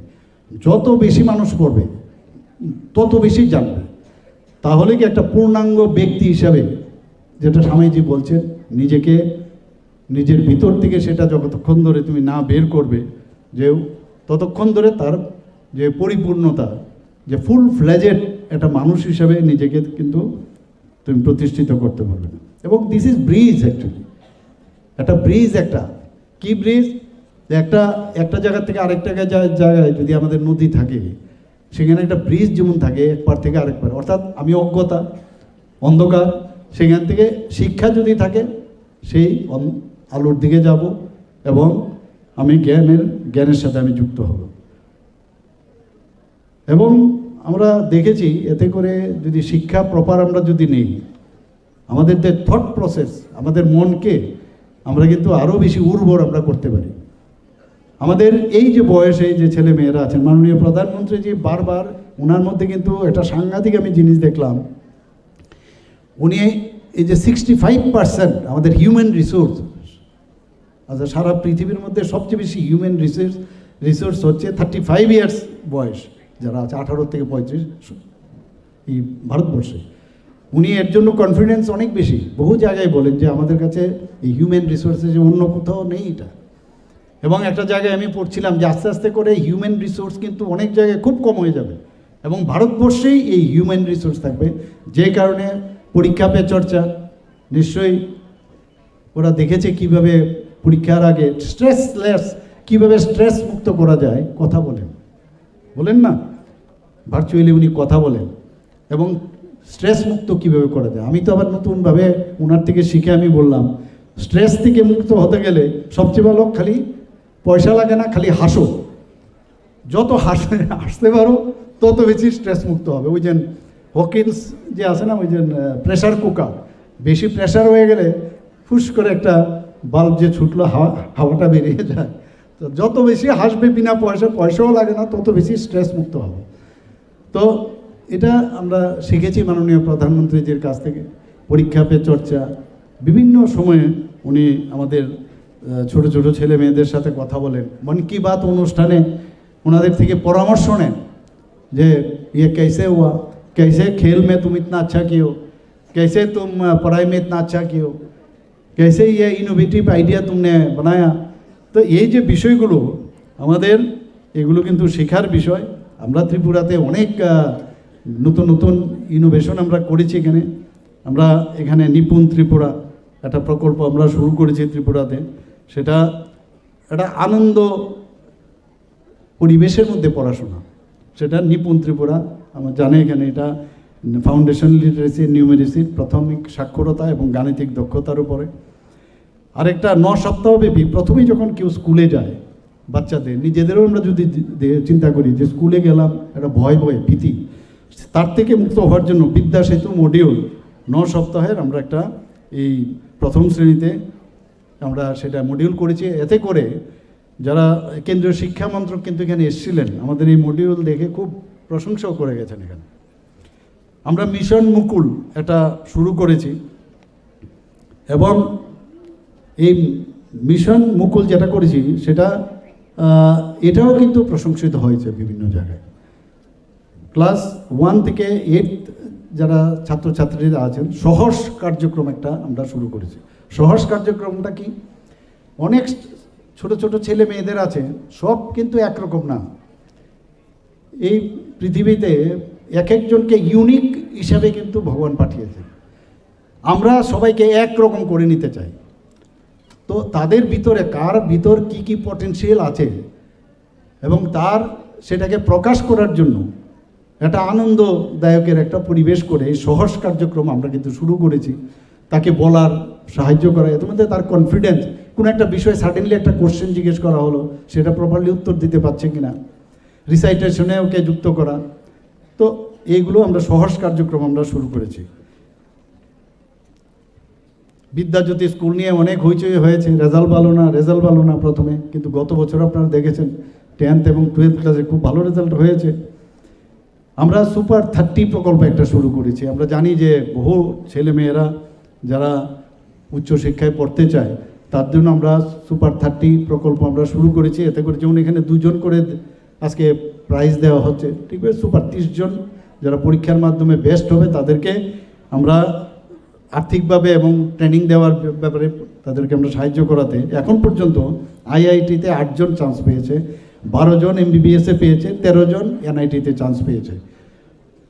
আমাদের যারা ক্লাস 9-এ পড়ে মেয়েরা, আমি যখন বাইরে যাই আপনারাও নিজে দেখেছেন যে একটা বাইসাইকেল থাকা মানে একটা বিরাট বিষয়। মেয়েরা বাইসাইকেল, এখানে আগরতলা শহরে ততটা দেখা যায় না, গ্রামে গঞ্জে গেলে দেখবেন স্কুল থেকে যাচ্ছে মেয়েরা বাইসাইকেল দিয়ে। প্রায় 1,22,000-এর উপরে আমরা বাইসাইকেল ক্লাস 9-এর মেয়েদের আমরা দিয়েছি। তবে আজকে এখানে যে রেজাল্টগুলো আমরা দেখছি কিন্তু এরই কারণেই যে এম্পাওয়ারমেন্ট অফ উইমেনের এটা খানিকটা কিন্তু আমরা এখানে আজকে দেখতে পেয়েছি। পিএমসিকে ট্রান্সফার করা, প্রায় 84 বিদ্যালয়কে আমরা পিএমসি করলে অনেকগুলো সুযোগ সুবিধা থাকে আমাদের, তার ইনফ্রাস্ট্রাকচার থেকে শুরু করে। আমাদের 2025-26-এ আমরা 12টা যে বিদ্যালয় সেটাকে হাই স্কুল এবং 8টি বিদ্যালয়কে উচ্চ মাধ্যমিকে আমরা সেটাকে উত্তীর্ণ করেছি, আমরা ডেভেলপ করেছি, আপডেটেড করেছি। আইসিটি প্রকল্প প্রায় 1384টি বিদ্যালয়ে চালু হয়েছে। বৃত্তিমূলক যে শিক্ষা সেটা খুব ইম্পর্ট্যান্ট, এখন ন্যাশনাল এডুকেশন পলিসির মধ্যে সেটা খুব জোর দেওয়া হয়েছে 435টিতে। স্মার্ট ক্লাসরুম আপনারা সবাই জানেন যে স্মার্ট ক্লাসরুম আমরা তো আগে ভাবতেই পারি না, আগে তো আমরা ওই ব্ল্যাকবোর্ড অ্যান্ড চক, এখন স্মার্ট ক্লাসরুম মানে আপনি বসে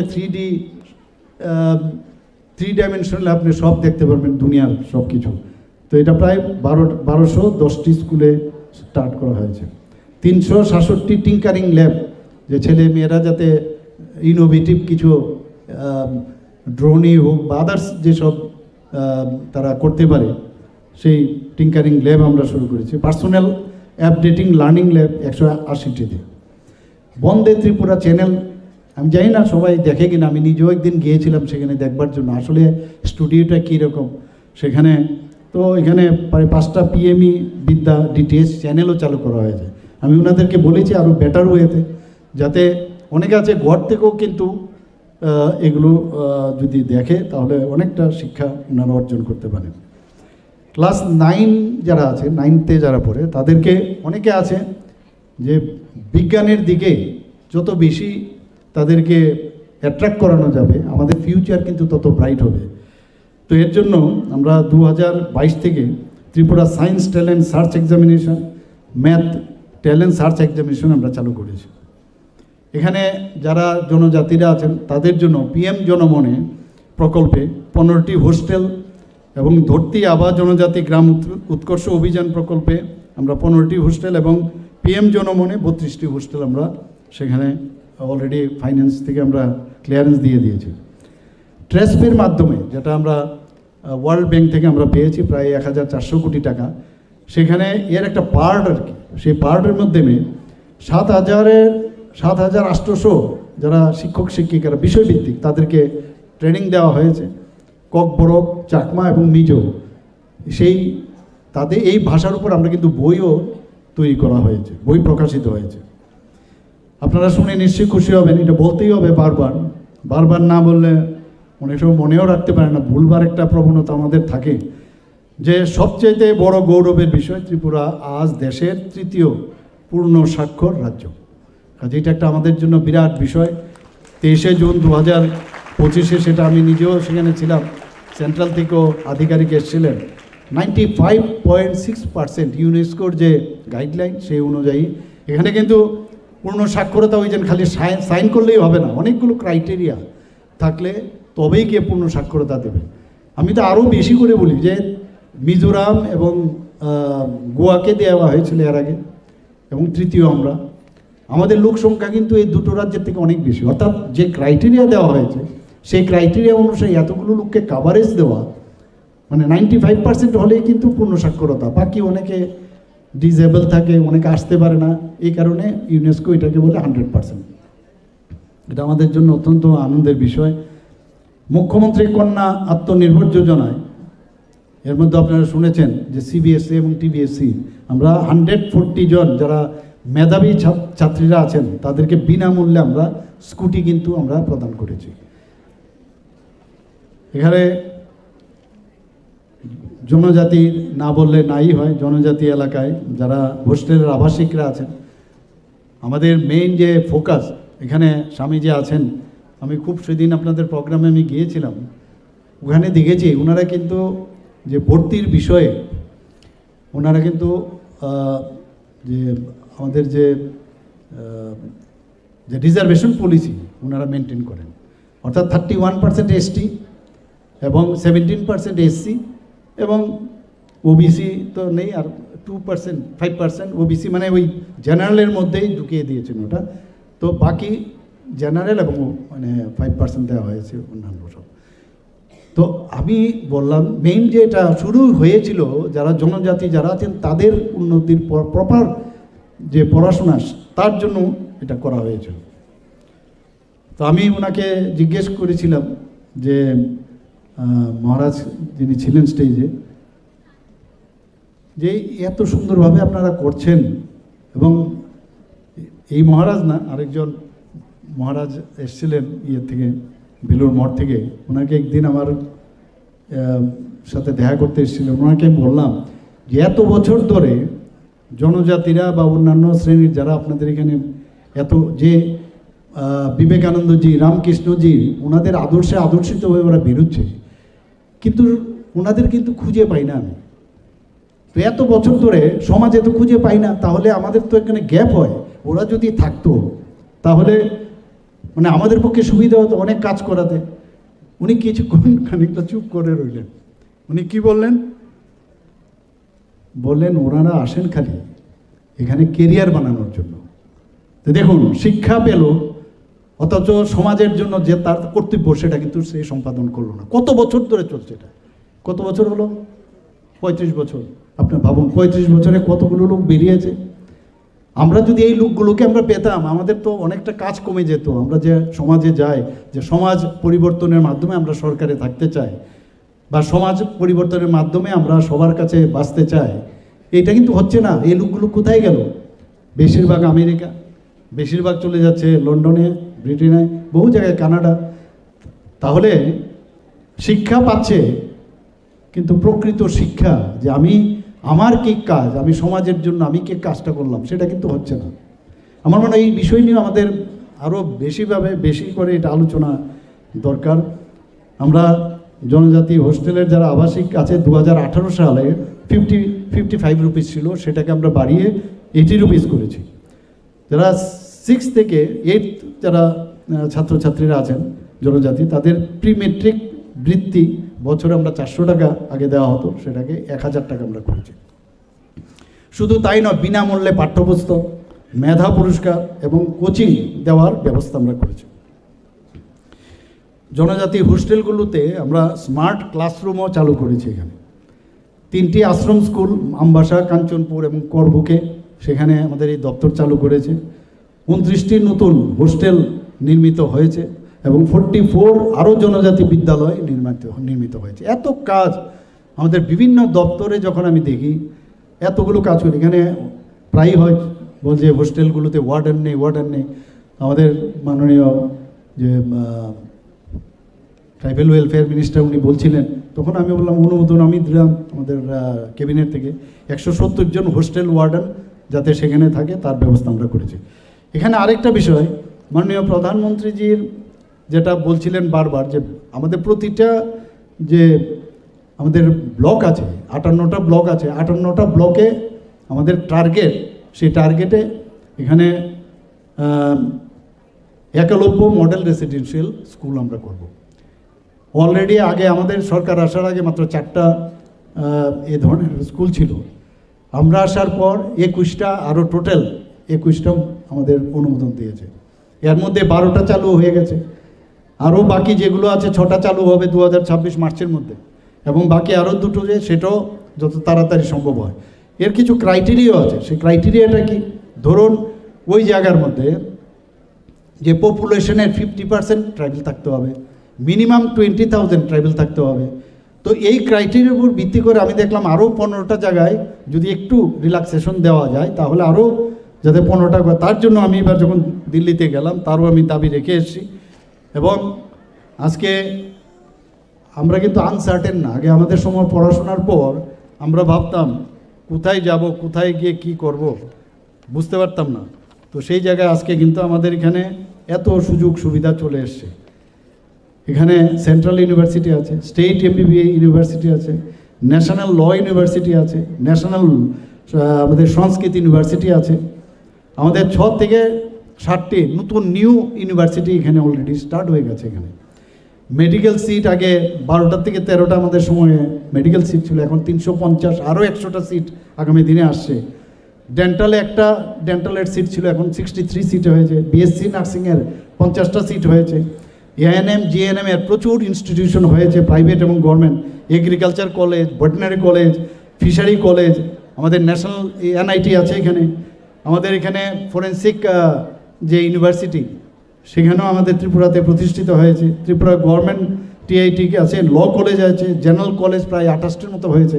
তো সব দিক দিয়ে আজকে মাননীয় প্রধানমন্ত্রীজি আমাদের আগে বাইরে থেকে মানুষ ভারতবর্ষে আসতো পড়াশোনার জন্য, নালন্দা বিশ্ববিদ্যালয় হোক, তক্ষশিলা বিশ্ববিদ্যালয় হোক, এইসব ইউনিভার্সিটির কাছে মানুষ আসতো।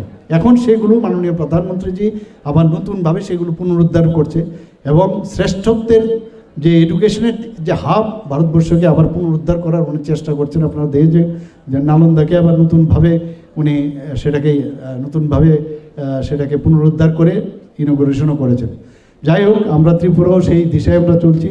যেভাবে হোক, যে জায়গায় খামতি আছে সেই খামতিগুলো এখানে যারা বোর্ডের যিনি আছেন প্রেসিডেন্ট, ওনাকে আমি বলবো, এবং ওনার যারা মেম্বার্সরা আছেন, সেক্রেটারি আছেন, যে এই যে এতগুলো বোর্ড আমি বললাম, সেই বোর্ডের যেটা ভালোটা ইচ্ছে করলে আমরা অ্যাডপ্ট করতে পারি। সব জায়গার ভালোগুলো অ্যাডপ্ট করলে তাহলে একটা কম্প্রিহেন্সিভ আমরা দিতে পারবো, গতানুগতিক যাতে না হয়, ভালোটা অ্যাডপ্ট করা যেতে পারে। এটা my suggestion. If you agree then you can accept, if you don't agree I will not accuse you. But I think যে এতগুলো 5টা যে আমি বললাম যে বোর্ড, সেগুলোর যে ভালোগুলো যেগুলো আছে সেগুলো অ্যাডপ্ট করে একটা নতুনভাবে নতুন যে Tripura board of secondary education, নতুন ত্রিপুরা আগামী দিন করবেন। সবাইকে নমস্কার, ধন্যবাদ। আবার আগামী আজকের থেকে যে শুভ নববর্ষের প্রীতি শুভেচ্ছা জানিয়ে আমার কথা বলা শেষ করছি। নমস্কার, জয় হিন্দ। অনেক অনেক ধন্যবাদ। মূল্যবান কথা এবং মূল্যবান শব্দমালায় আমাদের সমৃদ্ধ করার জন্য। সত্যি